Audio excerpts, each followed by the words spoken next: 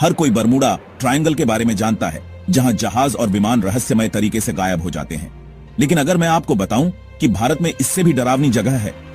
असम के एक छोटे से गांव जटिंगा में हर साल कुछ भयानक होता है। पक्षी आसमान से गिरने लगते हैं और मर जाते हैं। एक दो नहीं, बल्कि सैकड़ों पक्षी।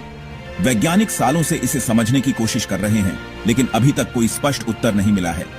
कुछ मानते हैं कि यह चुंबकीय क्षेत्र की गड़बड़ी के कारण होता है। कुछ कहते हैं कि मोटे कोहरे और गांव की रोशनी से पक्षी भ्रमित हो जाते हैं। लेकिन अगर कुछ और भी है, क्या ये एक प्राकृतिक घटना है या कुछ अलौकिक? आप क्या सोचते हैं? नीचे कमेंट करें। और अगर आपको रहस्यमय तथ्य पसंद है तो फॉलो बटन दबाएं।